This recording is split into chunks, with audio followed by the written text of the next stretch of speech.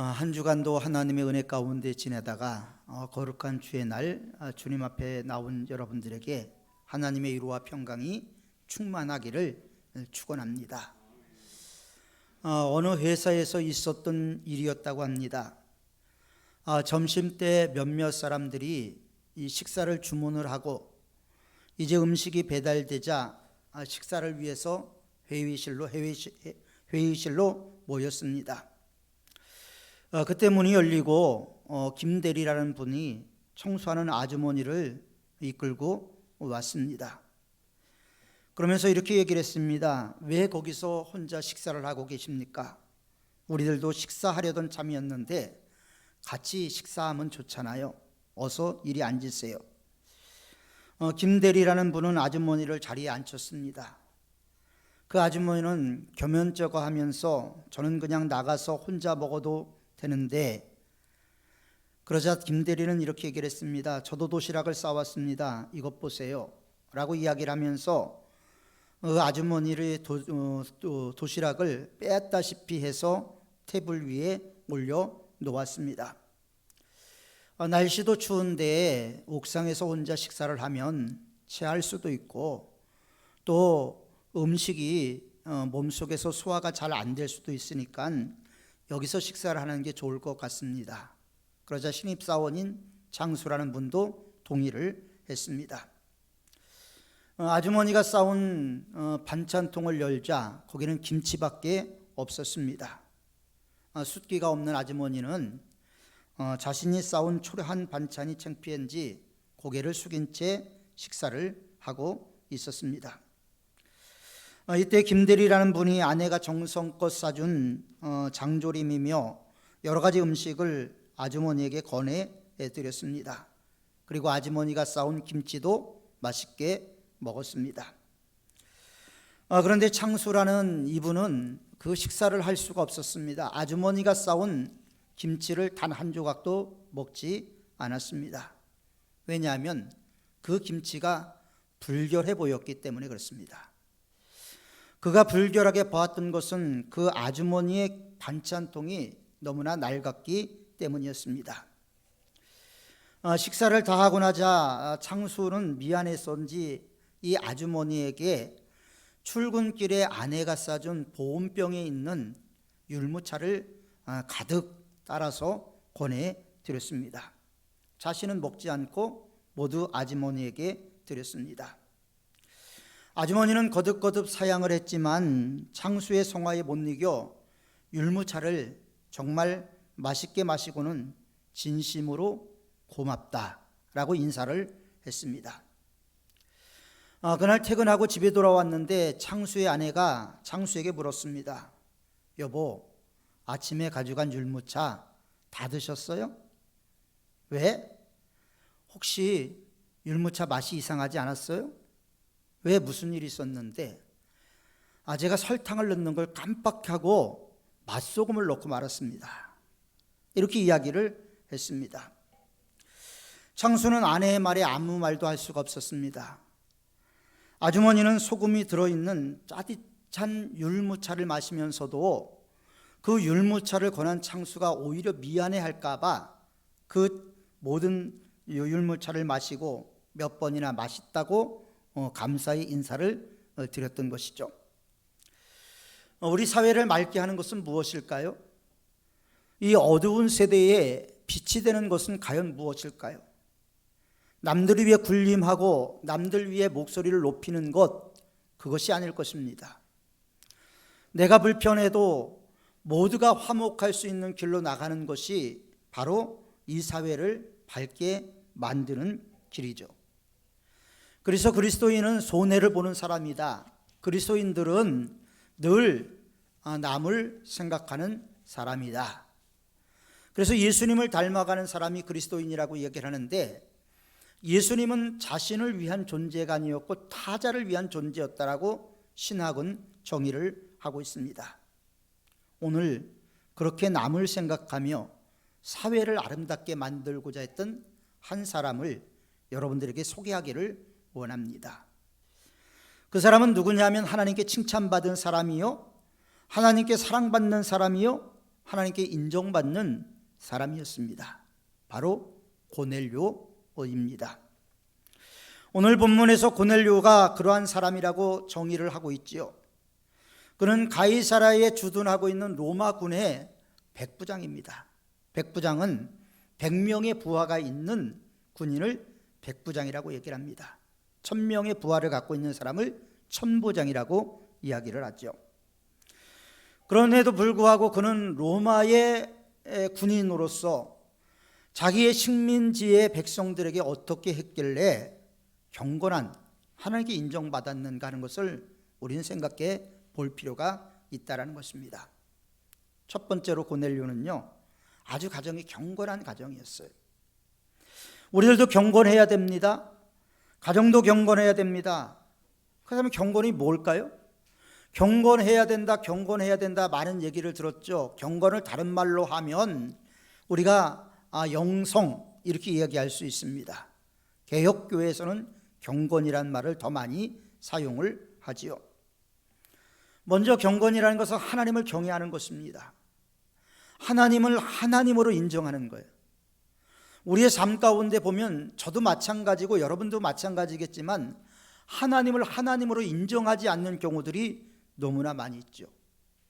하나님이 눈이 시퍼렇게 살아계시다는 것을 우리가 말로는 하고 있지만 그 하나님이 나를 보고 있다라고 생각하는 경우는 많지가 않습니다. 그렇기 때문에 그리스도인이라고도 이야기하면서 온갖 죄를 저지르고 오히려 교회를 욕먹이고 하나님의 영광을 가리는 사람들이 많이 있죠. 오늘 2절에 보면 고넬료가 어떤 사람인가 하는 것을 우리에게 이야기하고 있는데, 그가 경건하여 온 집안과 더불어 하나님을 경외하며, 자기만 하나님을 경외한 게 아니고요, 온 집안과 더불어, 백부장이었기 때문에 온 집안이라는 것은 자기의 부하들까지를 포함하고 있다라는 것이죠. 하인들까지 포함하고 있는 것입니다. 하나님을 경외하며 백성을 많이 구제하고, 여러분 식민지의 지배층에 있는 사람들은요, 백성들을 착취하지 구제하지 않습니다. 그런데 고넬료는 달랐다라는 것이죠. 그리고 나가서 하나님께 항상 기도하더니, 하나님께 기도했는데 그냥 기도한 게 아니고요, 항상 기도하더니, 얼마나 모범적인 신앙을 갖고 있는 이방인이었는가 하는 것을 우리는 이 한 절을 통해서도 우리는 분명히 알 수가 있습니다. 여기서 중요한 단어가 하나님을 경외했다라는 거죠. 하나님을 경외한다라는 것은 뭐냐면 하나님을 두려워했다라는 거예요. 우리가 하나님을 두려워하지 않는 것은 하나님을 경외하지 않기 때문인 증거가 될 수도 있다라는 것을 우리는 분명히 알 필요가 있습니다. 군인은 무서워할 것이 없죠. 두려워할 것이 없어야 됩니다. 그래야 전투에서 승리할 수 있지요. 그런데 고넬료는 적을 두려워하지 않았지만 하나님을 두려워했다라는 거예요. 하나님을 두려워했다라는 것.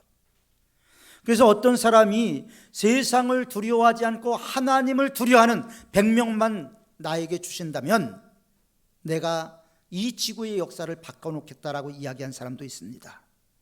하나님만을 두려워하는, 세상을 두려워하지 않고 하나님만을 두려워하는 사람, 하나님을 두려워하는 군인, 그가 바로 하나님께 인정받는 사람이었죠.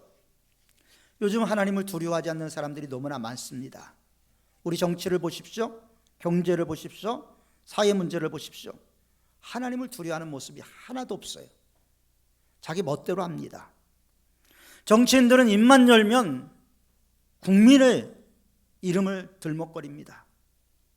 저는 정치 얘기는 하고 싶지 않습니다만 더불어민주당도 그렇고 국민의힘도 입만 열면 국민을 팔아먹습니다. 그러나 정작 국민들은 살기가 힘들다라고 얘기를 하죠. 점점 어려워지고 있다라고 이야기를 하고 아우성을 칩니다. 그러니까 고넬료 같이 하나님을 두려워하는 정치인들이 나와야 되는데, 이것 또한 우리가 기도해야 될 몫이라고 생각을 합니다. 고넬료의 신앙 같은 정치인들이 많이 나올 때 이 땅이 진짜 어둠이 사라지고 빛의 세계로 나가는 역사가 있게 될 것입니다. 그리고 또 경고는 뭐냐면 기도하는 것이죠. 기도가 뭐냐? 여러 가지 얘기가 있습니다. 기도는 이 사람들이 기도하는 모습을 보고 배우는 거예요. 우리 교회가 교회다워지는 것은 뭐냐면 신앙의 윗선에 있는 사람들이 모범을 보여야지 교회가 교회다워지는 겁니다. 그분들이 기도하는 모습을 보고 초신자들이 기도하죠. 오늘날은 기도를 책을 통해서 배우려고 해요. 기도는 첫째, 둘째, 셋째 이렇게 해야 된다라고 이야기를 하지만 여러분들이 신앙생활을 했을 때는 그렇게 기도를 배운 게 아니라 선배들이 기도하는 모습, 그 기도회, 산기도회를 가든 금요기도회를 가든 그 기도회를 통해서 기도를 배웠다라는 겁니다. 그러니까 이론으로 배우는 것이 아니라 삶을 통해서 배우는 신앙이었던 것이죠. 2절에 보면 그는 경건하여 온 집안과 더불어 하나님을 경외하며 백성을 구제하고 하나님께 항상 기도하더니, 그냥 기도하더니가 아니라요, 항상이라는 단어에 동그라미를 칠 필요가 있습니다. 믿음 생활에서 기도가 빠지면요, 바람이 빠진 콩과 같습니다. 믿음 생활에서 기도가 빠지면 독수리는 독수리인데 죽은 독수리와 같게 되는 것이죠. 성도 여러분들에게 기도에 문제가 생기면 믿음에 문제가 생깁니다. 믿음에 문제가 생긴 분들을 보면요, 기도에 분명히 문제가 있다는 것을 발견할 수가 있습니다. 기도에 문제가 생기면요, 가정에 문제가 생깁니다. 왜냐하면 기도를 쉬면 하나님으로부터 오는 영적인 능력을 공급받아서 우리가 살아야 되는데 영적인 능력을 공급받지 못하다 보니까 우리의 삶이 강팍해지고 완악해지고 사막화가 되어버리고 맙니다. 기도를 쉬면요, 감사가 사라지고 기도를 쉬면 은혜롭지 못하고 비판하는 삶을 살아가게 됩니다. 모든 게 다 기도가 병들었기 때문입니다. 그러므로 우리는 기도를 통해서 은혜를 체험하고 능력을 받아서 문제를 해결할 수 있는 성도들이 되어야 됩니다. 입술로만 믿는 하나님이 아니라 내 삶 속에 체험되어지고 내 삶 속에 경험되어지고 내 삶 속에 나와 함께 하시는 하나님을 우리는 만나야 된다는 거예요. 그 만남이 없이는요, 신앙생활의 껍데기만 붙잡고 살아갈 수밖에 없다라는 것이죠. 그래서 하늘로부터 오는 신령한 은혜를 맛보기 위해서는 우리가 하나님 앞에 더 가까이 나아갈 필요가 있다는 것입니다. 하나님 앞에 더 가까이 나가는 것이 무엇입니까? 말씀을 더 깊게 사모하는 것입니다. 성경 읽지 않았던 사람이 성경을 읽습니다. 성경을 한 장 읽던 사람이 두 장을 읽습니다. 성경을 읽기만 했던 사람이 그 성경을 곰곰이 생각하면서 나에게 주신 어떤 의미가 있는가 묵상을 하게 됩니다. 그리고 그 말씀을 갖고 하나님 앞에 기도하게 되죠. 이게 우리 신앙의 성장 과정이 되어야 하는 것이죠. 12장에 보면요, 전도를 하다가 베드로가 감옥에 갇힙니다. 베드로가 감옥에 갇혔을 때 온 교회들이 어떻게 했는지 아십니까? 베드로의 석방을 놓고 기도를 했어요. 기도를 했는데 하나님께서 베드로를 감옥에서 끄집어냈단 말이죠.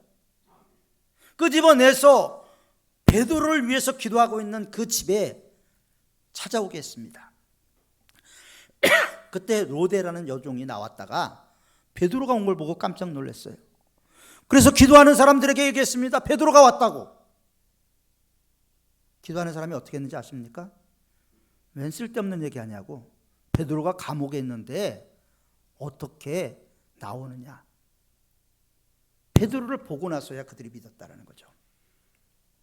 베드로의 석방을 놓고 기도하면서도 베드로는 감옥에 있기 때문에 못 나올 것이다라는 생각을 갖고 기도했다라는 거예요. 이게 저와 여러분들의 기도일 수도 있다라는 것 생각해 봐야 되지 않겠습니까? 병이 들어서 하나님 고쳐주세요 열심히 기도했는데 하나님이 고쳐줄 수 있을까? 하나님이 진짜 나를 고쳐주나? 이렇게 물음표를 찍을 때 기도는 공허한 메아리로 끝나버리는 것이죠. 그것을 야고보는 뭐라고 얘기냐면 밀려 요동하는 바다 물결 같다라고 이야기를 했습니다. 믿음의 기도가 역사를 만드는 거예요. 믿음의 기도가 우리의 삶을 바꾸고 교회를 바꾸고 나의 신앙을 바꾸어 나아가게 될 줄 믿습니다. 그래서 기도하는 것, 고넬료와 같이 늘 기도하는 삶을 살아야 하는 것입니다. 그리고 경건이 끝으로는 구제하는 거라는 거예요. 구제. 여러분들은 언제까지 구제해 보셨습니까? 여러분들은 남을 위해서 얼마를 써보셨습니까? 고넬료는 군인으로 전쟁에 나가서 사람을 죽이는 무서운 사람입니다. 인정사정 보지 않는 군인입니다.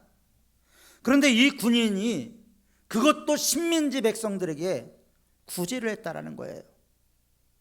고넬료는 사람을 불쌍히 여기는 마음이 있었다라는 거죠. 긍휼히 여기는 긍휼의 은사가 있었다라는 것입니다. 그래서 남모르게 사람을 도와줬죠. 오른손이 하는 것을 왼손이 모르게 하는 구제를 고넬료는 했습니다. 그런데 이게 끝이 아니었다라는 거예요. 하나님이 보고 계셨다라는 거예요. 고넬료가 어떻게 하고 있는가, 고넬료의 신앙에 대해서, 고넬료의 삶에 대해서 주목하고 계신 분이 계셨는데 그분이 하나님이라는 거예요. 하나님이 너무나 고넬료가 신실하고 진실하게 하나님을 섬기니까 천사를 보냈습니다. 그리고 뭐라고 얘기를 하냐면 내 구제가 하나님께 상달되었다. 내가 그렇게 섬긴 것이 끝난 것이 아니라 하나님이 기억한, 하나님이 알고 있는 구제가 되었다라고 말을 하죠. 경건은요, 하나님을 경외하고 기도하면서 이웃을 구제하는 겁니다. 따라서 우리 모든 사모의 성도들도 고넬료와 같은 믿음이 회복되기를 주님의 이름으로 축원합니다. 두 번째로 고넬료의 가정은 어땠냐면요, 인간관계가 아주 원만한 가정이었어요. 인간관계라는 것처럼 어려운 게 없죠. 사람의 마음이 보이지 않으니까 인간관계처럼 참 힘들고 어려운 것이 없습니다. 그럼에도 불구하고 우리는 관계 속에 살아가게 됐죠. 사람은요, 사회적 동물이기 때문에 혼자 살아가지 못하고 함께 더불어 살아가야 됩니다. 사람 인자도 나 혼자 설 수가 없습니다. 한자의 사람 인자도 누가 나를 받쳐줘야지 살아갈 수 있는 거죠. 저는 운전을 조심스럽게 합니다만은 나름대로 운전을 잘한다고 생각을 해왔어요. 그런데 어느 날 곰곰이 생각해 보니까 제가 운전을 잘한 게 아니더라고요. 남들의 배려가 내가 운전할 수 있게 만들어준 거예요. 깜빡이를 켜고 끼어들어가겠습니다 하면 비켜주는 분들이 있었기 때문에 차선 변경을 할 수 있었던 것이고요. 또 내가 차가 이상이 있을 때, 비상 깜빡이를 켰을 때 뒤에서 막 빵빵거리고 그렇지 않고 비켜가는 것도 남들의 배려가 있었기 때문에 운전할 수 있었다는 것을 깨닫게 됐죠. 내가 잘한 게 없던 거예요. 서로가 서로를 도와줬을 때 그렇게 될 수가 있었던 것이죠. 고넬료는 군인입니다. 명령에 살고 명령에 죽는 사람이에요. 이러한 사람들이요, 사회에 적응하기가 참 어렵습니다. 그런데 사도행전 10장 22절에 보면 그가 대답하되 백부장 고넬료는 의인이요 하나님을 경외하는 사람이라 유대 온 족속이 칭찬하더니 그가 거룩한 천사의 지시를 받아 당신을 그 집으로 초청하여 말을 들으라 하느니라. 자, 보십시오. 자, 베드로가 피장 시몬의 집에 있다. 피장이라는 건 무드장이죠. 무드장이 집에 있으니까 그 사람을 불러다가 하나님의 말씀을 들으라고 하나님께서 천사를 통해서 고넬료에게 말씀하셨어요. 고넬료가 그 얘기를 듣고 사람을 보냅니다. 군인 2명과 경건한 사람을 같이 보내죠. 그래서 베드로에게 아주 정중하게 초청하는 말을 하게 됩니다. 이게 그 말씀이에요. 10장 22절에 나오는 말씀이에요. 그의 부하들이 뭐라 그래요? 이게 보면요, 직장 생활하는 사람들은요, 직장 상사를 욕합니다. 교회의 부목사님들은요, 모이면 담임 목사님 욕해요. 다 윗사람들을 좋아하지 않습니다. 그런데 오늘 윗사람에 대해서 뭐라고 얘기를 합니까? 백부장 고넬료는 의인이요 하나님을 경외하는 사람이라 유대 온 족속이 칭찬하더니, 유대 온 족속이 칭찬할 만한 사람이 아니었죠, 그의 직위는. 그러나 그의 삶은 그렇지가 않았다는 것입니다. 하나님을 경외한다는 것도 어려운 일이었는데 하나님을 경외했어요. 유대 족속의 칭찬을 받았습니다. 그렇기 때문에 천사의 지시를 받아서 베드로를 초청하게 됐죠. 여기에서 중요한 단어가 유대 온 족속이 칭찬하더니. 우리나라는 역사적으로 참 어려운 나라였습니다. 고구려 시대 이후 우리나라는 외침과 함께 참 많은 어려움과 고통과 전쟁 속에 있었죠. 그런데 외국 사람들이 와서 우리나라에게 잘한 게 없어요. 거의 착취하고 학대하고 그런 일을 했죠. 명나라가 그랬고 청나라가 그랬고 일본이 그랬습니다. 물론 그 중에서 고넬료 같은 사람도 있었습니다. 여러분들이 양화진에 가면 유일하게 일본 사람이 묻혀 있는 게 있어요. 소다가이치라는 사람입니다. 소다가이치는 만주를 방황하고 있을 때 거의 죽어갈 상황에 병들어 있을 때 조선 사람이 밥을 사주고 약을 사줬다는 거예요.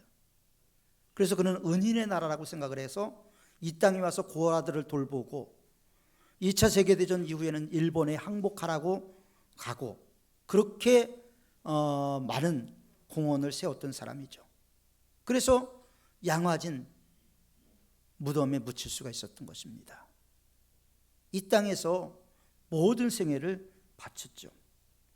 온 족속이 칭찬을 했다. 고넬료는 이렇게 유대 사람들에게도 칭찬을 받았습니다. 믿음은 껍데기가 아니에요. 여러분, 우리가 얼마나 많은 반성을 해야 되는지 아십니까? 기독교라는 이름으로 사찰에 불을 지르지 않나, 법당에서 오줌을 놓지 않나, 땅 밟기를 한다고 법당 마당에서 찬송을 부르고 승려들이 막아도 무시해버리고, 이런 무례함이 어디 있느냐는 거예요. 오늘날 기독교가 자행된 끔찍한 범죄들이 얼마나 많은지 몰라요. 예수님은 낮은 곳에서 고통받고 있는데 우리는 높은 곳에서 왜 예수님 안 보이지? 예수님 찾고 있진 않은가? 우리가 낮은 곳으로 내려가서 그 예수님을 만나고 그 예수님과 함께 살아야 되지만 예수님 없이 높은 곳을 방황하고 있진 않은가? 물론 제가 불교를 두둔하고 싶은 마음은 하나도 없습니다. 그러나 최소한도 교양은 있어야죠. 시민의식은 있어야죠. 그래서 플러신학교 총장이었던 마우오 교수는 책 제목을 무례한 기독교라는 제목의 책을 썼어요. 기독교인들이 무례하다라는 거예요.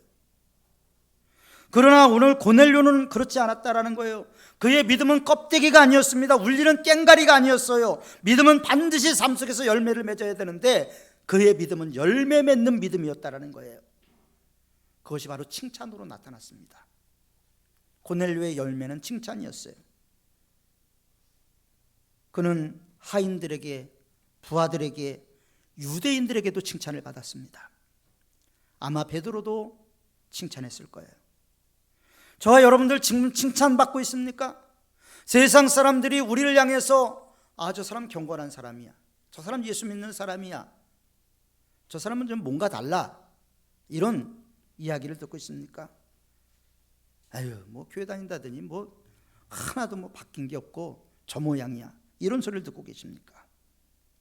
교회에서, 가정에서, 지역에서 칭찬을 받아야 되지 않겠습니까? 어디에서나 이제라도 칭찬받는 그리스도인, 그래서 땅에 떨어진 하나님의 영광을 다시 높일 수 있는 저와 여러분들이 되시기를 축원합니다. 사도행전 10장 24절에 보면 이튿날 가이사야에 들어가느니 고넬료가 그의 친척과 함께 친구들을 모아 기다리더니. 지금 고넬료가 베드로를 초청했습니다. 초청하고 그 말씀을 들을 때 자기만 들은 게 아니에요. 어떻게 했습니까? 가까운 친척, 그 다음에 친구들까지 모았어요. 여기서 우리는 고넬료의 인간관계를 볼 수가 있어요. 그 당시에 때 삶도 팍팍했기 때문에 시간을 내기가 쉽지 않았을 텐데 친척들과 친구들이 그의 초대에 응했다라는 거예요. 친구들도 초대에 응했습니다. 그런데 어떤 사람들은요, 개인적으로 신앙생활을 열심히 잘하는 것 같은데 친척이나 이웃으로부터 관계가 좋지 않은 사람들이 있어요. 인간관계가 까다로운 사람이 있어요. 친척관계가 원만하지 못한 사람들이 있습니다. 그런데 고넬료가 원만했다라는 거예요. 그는 많은 사람들에게 칭찬을 받고 그들을 초청했을 때 그들이 아낌없이 방문을 했다라는 것이죠. 언젠가도 말씀을 드렸는데요, 어느 교회에서 목사님이 설교 중에 이야기를 했습니다. 미워하는 사람이 한 명도 없는 분 계십니까? 아무도 대답을 하지 않았어요. 다시 물었습니다. 미워하는 사람이 한 명도 없는 분 계십니까? 그래서 뒤에서 아주 연로한 할아버지 한 분이 손을 들었어요. 목사님이 얘기를 했습니다. 할아버지는 어떻게 미워하는 사람이 없습니까? 그 이유가 뭔지 말씀해 주세요. 그래서 이 할아버지가 이렇게 얘기를 했대요. 응, 있었는데 지금 다 죽었어. 미워하는 사람이 없는 사람이 없다라는 거죠. 그래서 인간관계가 원만해지려면 뭐냐면 내가 죽어야 되는 거예요. 여러분, 우리의 신앙생활의 궁극적인 목적은 나는 죽고 예수로 사는 사람이 되는 거예요.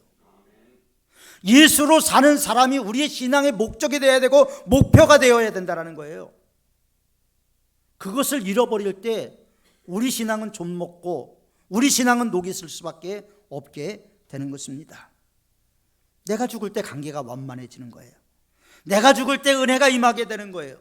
내가 죽을 때 그리스도 예수의 능력을 받게 되는 것입니다.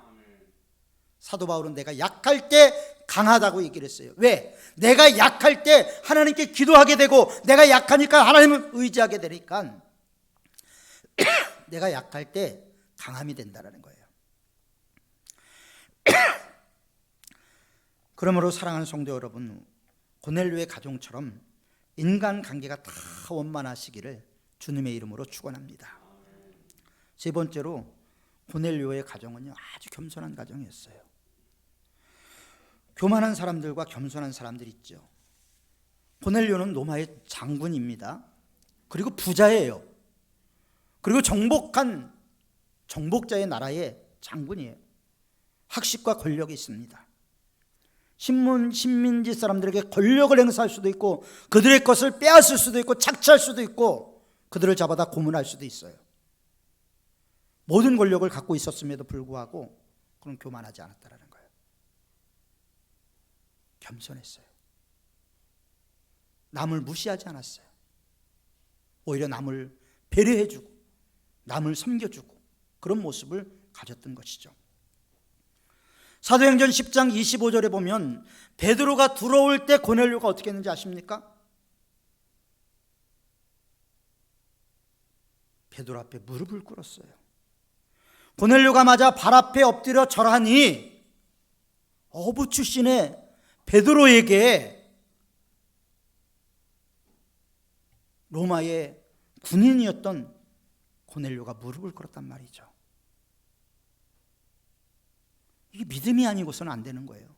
믿음이 아니고서는. 이게 고넬료의 겸손이에요. 우리는 남을 원망하는 습관을 버리고 불평하는 습관을 버리고 나의 비율을 맞춰라, 내 입맛에 맞춰달라 라는 걸 버려야 돼요. 우리가 진짜 은혜 받으려면요, 여러분들이 진짜 겸손해져야 돼요. 교육 전도사님들 앞에서도 겸손하게 말씀을 전할 때 무릎을 꿇을 수 있는 마음이 있어야지 은혜도 받을 수가 있는 거예요. 교회는 여러분들의 뜻을 맞추는 곳이 아니에요. 교회는 여러분들의 입맛을 맞추는 곳이 아니에요. 교회는 하나님의 입맛을 맞추고 하나님의 뜻을 선포하고 이루어가는 것이 교회입니다. 이게 교회의 역할이에요. 근데 우리는 좋은 소리만 듣기를 원해요. 내게 위로하는 말만 듣기를 원해요.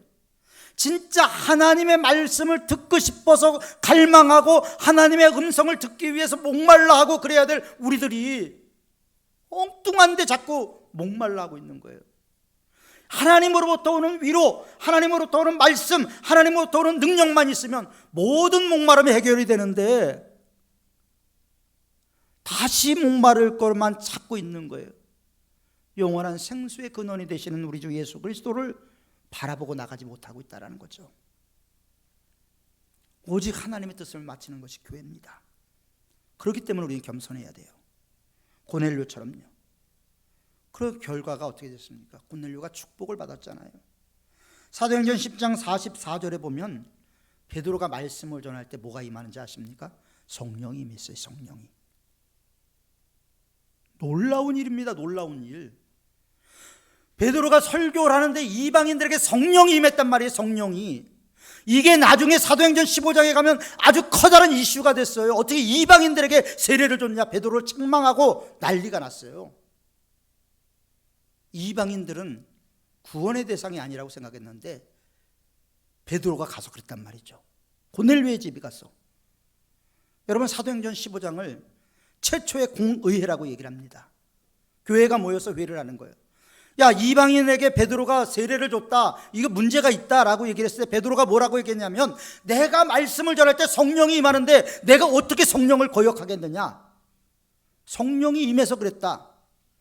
그래서 사도행전 15장에서 이방인들도 이제 받아들여야 된다라는 게 결론이 되고, 이방인들에게 그러면 율법의 짐을 지워주지 말고 피와 목매어 죽는 것과 음행, 이 세 가지를 멀리하고 나머지는 가하게 해주자.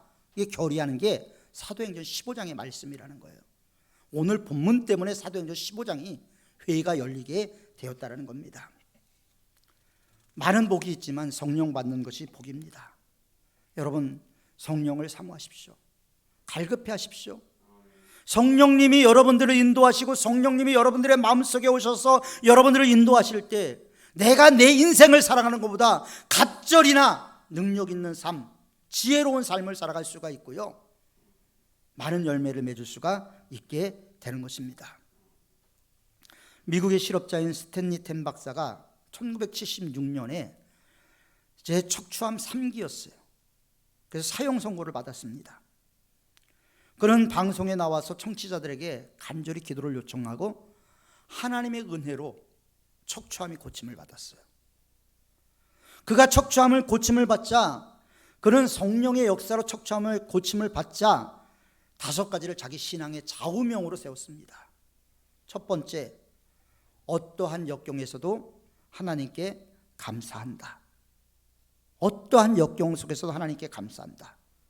둘째, 누구에게든지 상처 주는 일을 하지 않는다. 누구에게든지 상처 주는 일을 하지 않는다. 셋째, 어떤 희생을 따르더라도 성령의 인도함을 받는다. 넷째, 강단에서 선포되는 목사님의 말씀을 하나님의 말씀으로 믿는다. 5번째, 날마다 하나님이 기뻐하시는 일 3가지를 한다. 여러분, 우리도 하나님이 기뻐하시는 일 3가지는 못하더라도 1가지라도 할 수 있는 나날을 보냈으면 좋겠습니다. 우리 사모네 가족들이 고넬료와 같이 겸손하게 살아가기를 진짜 주님의 이름으로 간곡하게 부탁을 드립니다. 결론을 말씀드립니다. 가이사랴에 살던 고넬료의 가정은 경건한 가정이었습니다. 인간관계가 원만한 가정이었습니다. 겸손한 가정이었습니다. 사랑하는 성도 여러분, 우리들도 고넬료의 가정처럼 되기를 축원합니다. 우리 사모네 가족들도 경건하고 인간관계가 원만하고 겸손을 이루어가는 이 3가지가 우리 삶 가운데 열매로 나타나기를 축원합니다. 그래서 우리의 신앙이 자자손손 믿음의 명문 가문을 세워가는 역사가 있기를 바랍니다. 하나님은 우리가 그렇게 마음 먹고 나갈 때 우리의 힘이 되시고 우리의 능력이 되시고 우리의 도움이 되셔서 반드시 이루어 주실 줄 믿습니다. 기도하겠습니다. 걸어가고